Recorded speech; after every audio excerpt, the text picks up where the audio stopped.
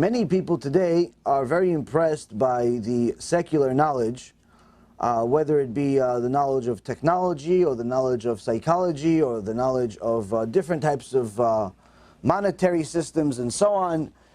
But little do we know that anything that's of any value, meaning anything that's any good, has a place in the Torah.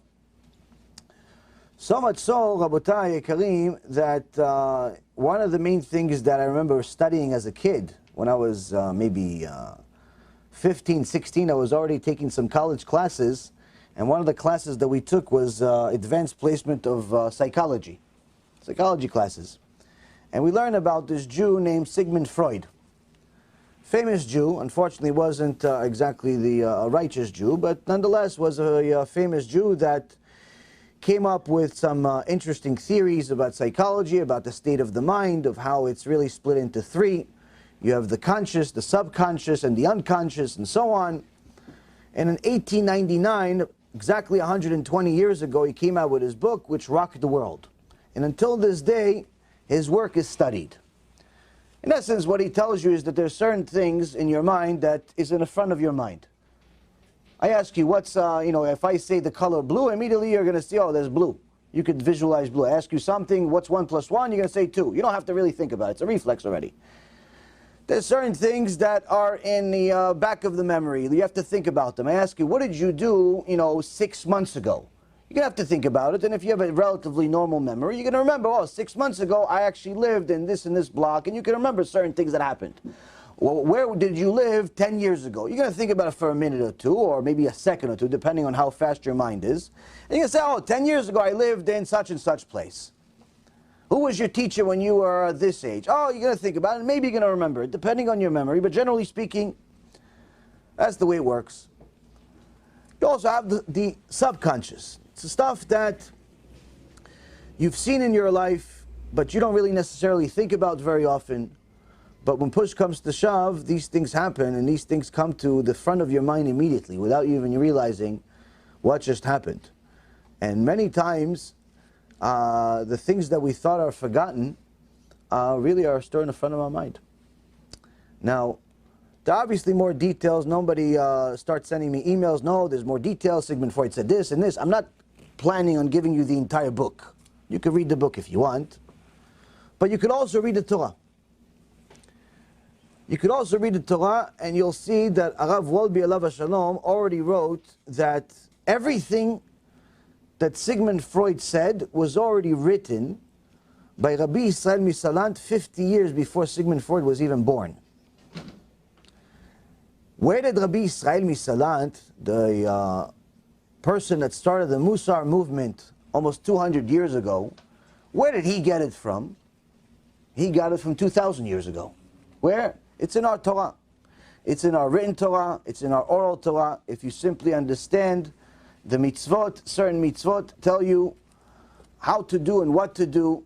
And I'll give you a couple of examples to see the wisdom of the Torah. The Torah says, Lo tikom velo titor, b'nei achecha. That you should not, if somebody did something bad to you, don't take revenge on him, but also don't hate him.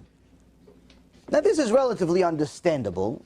Okay, En nekamot Hashem, en nekamot Ofia. Torah tells us that Hashem is the responsible for all revenge. You're not allowed to take revenge. Even if somebody did something really bad to you, he cut you off, he stole money from you, Hashem Yachem, I don't know what he did to you, not allowed to take revenge. Even if somebody did something terrible, you're not allowed to take revenge. Why? Hashem is the one that's responsible for revenge. So Torah says don't take revenge. Okay, so that we can understand. That way, if you believe in a Kadosh Baruch Hu, you can understand, listen, this happened to me because a Kadosh Baruch Hu allowed it, fine. I'm not allowed to take revenge from this against this guy. No problem. She did this, this, and that to me, I'm not allowed to take revenge against her. That's a mitzvah from the Torah, just like eating kosher and tefillin and Shabbat and so on. But what's hard to understand is how come it says don't hate him too? Okay, the fact that I'm not allowed to kill him even though he killed somebody that I love, I understand that. The fact that I'm not allowed to beat him up after he beat me up, okay, I can understand. Why? That's Hashem's responsibility. But I mean, I should remember it though. I should remember every time I think, oh, Tzvika, I hate that guy. Why? That guy did the whole list of things that he did to you. So how could it be? So Chamim tell us, the whole mitzvah is trying to teach you that if you have real emunah and bitachon in HaKadosh Baruch Hu, you have to truly believe that not only is Hashem responsible for delivering the revenge that perhaps that you want to take, but also Hashem is the one that took liberty and actually is the one that allowed this to happen in the first place. Which means that there's no reason for you to hate this person. Hashem only allowed him to curse you or hit you or do whatever it is that he did to you for different reasons. It's not him, he's just a messenger of Hashem. He's just a stick that Hashem chose to hit you with. Which means that our mitzvah here is to teach us that even our minds are supposed to be controlled. Even our minds are supposed to be controlled. To what extent? To the extent that even what you think has to be something that you work on. So much so that the Gemara Masechet Yoma, page 29, says that somebody that looks at bad things, it's worse. The results of him seeing bad things is worse than the actual action itself. Why? The action itself is a one-time thing. Let's say, for example, somebody just had a, desire, he wanted to eat a, bacon, egg, and cheese sandwich or something. He ate the sandwich, but finished. He's not going to think about that sandwich 20 minutes from now. He finished the sandwich. As soon as he finished the sandwich, he already forgot about the sandwich. He's done with the sandwich. He's not going to think about that sandwich 5-6 hours from now saying, wow, that was such a delicious sandwich. He's finished. The appetite is fulfilled. He's done. It's over. But if he looks at an immodest woman, even if he doesn't touch her, even if he doesn't see her in real life, he just sees a picture. He sees it on the screen. That, Rabotai Karim, Gemara teaches us almost 2,000 years ago. That's much worse than the sin itself. Why? Because that image is going to be imprinted in your subconscious for eternity, forever. It's never leaving. The neshama records something, it's done. Your best case scenario is now to start doing tshuva and repress that memory. Put it so back in the back of your mind that it's not that you forgot it. It's that you have so many other things that have replaced it. What other things? Good things. So everybody has seen something that's immodest. Everybody has seen something that's inappropriate at some point in their life. Men, women, irrelevant. Everyone has seen something. How can we get rid of those thoughts? You can't. You can't get rid of those thoughts. So what do? You have to learn Torah, and you have to fulfill the Torah that you're learning, and get to the point where your mind becomes occupied with chasing new mitzvot. Chasing new opportunities to serve HaKadosh Baruch Hu, and your mind is constantly occupied. As the Rambam writes, that people that sin with sins of morality, sex crimes and things of that nature, are only people that have an empty mind. Why? What? Empty mind of what? What? They build buildings, they just got married, they have kids. What do you mean empty mind? Empty mind meaning empty mind of Torah. If your mind was occupied with fulfilling the Torah, learning the Torah, fulfilling it, there's no way you'd be making sins. Impossible. Impossible for you to make sins. Now, our Torah tells us that we have to cling to HaKadosh Baruch Hu, we have to act a certain way, we have to make sure that we treat our bodies and ourselves in a certain way, but most importantly, we have to protect what these eyes see, because these are the windows to our soul, because once these eyes see it, it's recorded in our mind and it could imprint in our subconscious, or what the Sigmund Freud called the subconscious, and that's something that's not going to go away. So what does a Ben Torah's mind look like? Do you ever wonder? What is, like, for example, what does a Rav Kanievsky's mind look like? What does he think about? And you can say, well, he probably thinks about mitzvot. Thank you. But what's his mind really look like? We'll give you an example. My Rav told me, is a famous story about Rav Kanievsky from recent years. Several years ago, Rav Kanievsky, who's the current one of the Gdolei Ador today, Sheikhye, B'ezrat Hashem, his father was a Stipler Gaon, had Ruach HaKodesh. One time, somebody walked into the Bet Midrash of the Stipler Gaon, looked like a Chassid, beard, hat, suit, everything. Immediately, the Stipler Gaon never saw him. He was in his room, and the guy just walked into the Bet Midrash, big building, much bigger than this. Immediately, the Stipler Gaon says, Rasha, Rasha, get out of here! Mechalel Shabbat! People got scared. What? Who? What? Everybody's looking at each other. Who? He saw somebody just came in. He goes, get out, out, out. He goes, what do you mean? What? I want to say a question with the rabbi. He goes, no, you're Mechalel Shabbat. He goes, how do you know? He goes, the rabbi knows. How does he know? Ruach HaKodesh. Ruach HaKodesh is having an idea that Hashem literally implants into your head about what's happening right now, what happened in the past, and what's happening in the future to such an extent. It's almost like prophecy.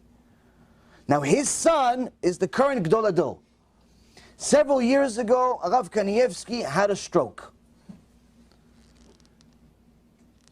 His grandkids took him to the hospital, and doctor said, listen, you had a stroke, you know, and we have to get certain treatment. So can you do me a favor? Can you write something for me? You know, to see how it affected you. I know that my father, God bless him, Sheikhye, he had a stroke almost 2 months ago. And immediately when we got to the hospital, they started asking some questions and they asked him to write something. They asked him to write something. To see how it affected his mind. Did he forget? What is he going to write? So what did Rav Kanievsky write? Who wants to volunteer an answer? Well, let's take some guesses. What did Rav Kanievsky write? No, give me an answer. Guess. I don't know. There's no wrong answer. No, give me an answer. What did Rav Kanievsky write? Mishnah? A Mishnah. Chazak. No, next. Gemara? A Gemara. No, next. What do you guys guess? The Gdol Ador, the biggest rabbi in the world. He's called Sara Torah, meaning he is like the king of Torah in our generation. One of the giants of the generation. What did he write after a stroke? Torah scroll. A Torah scroll. No, in the back. Ladies, what is the biggest rabbi in the world going to write? You know what he wrote? No, you want another guess? Yeah, Mechalel Shabbat. Mechalel Shabbat. You know, I thought that too. I thought he's going to write Mishnah, Gemara, Mechalel Shabbat, Halacha, something. You know what he wrote?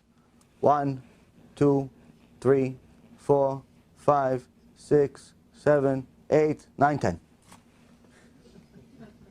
That's what he wrote. So the doctor said, okay, good, but then he tells the grandson it's a little unusual. And then the grandson says, why?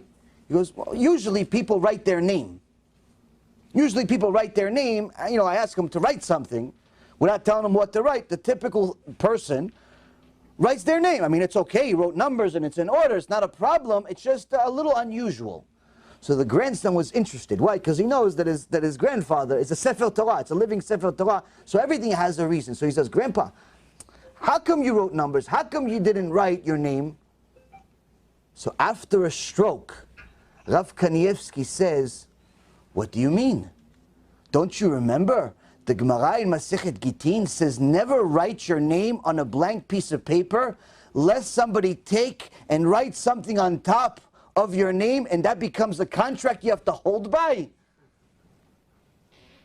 Meaning that after a stroke, his subconscious mind thought has so much Torah in it, he knows not to write his name on a blank piece of paper. Why? Maybe somebody's going to write, oh, you wrote the name? Okay, so I sell everything to Joe for nothing. Signed, Rav Kanievsky. He already knows it. His subconscious mind is full of so much Torah, he knows not to write his name. That's the mind of a Ben Torah. Alvai aleinu, Rabotai. Alvai aleinu to have such a mind.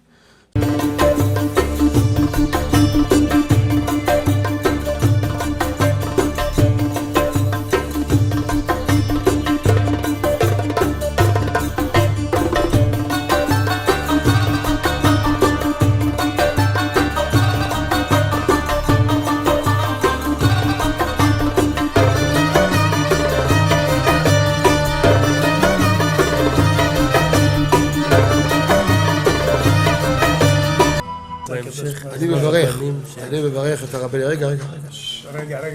אני מברך את הרבנים, הרב ירון ראובן, הרב אפרים כחלון, ראשי ארגון בעזרת השם, שהלכו בפי עליון, שעלו מעלה, יהיה להם ברכה והצלחה, הקדוש ברוך הוא ימלא בישועות ליבם לטובה ולברכה, שבכל מה שיפנו ישכילו ויצליחו, יזכו לעשות כאלה וכאלה, הודיעו תורה לאדירה, אמן ואמן. בעזרת השם רשת בכל הארץ. הוא היהודי הזה, הוא היה מיליונר, סגר את כל הביזנס, אמר אני משקיע פה בעולמה של תורה. איפה הוא גר? בפלורידה. פלורידה, איפה זה פלורידה? באמריקה. במיימי. כן, ליד. אנחנו שם עכשיו הולכים להקים קהילה ספרדית גדולה. תעבירו מה שבירכתי אותו. כן, קהילה ספרדית גדולה.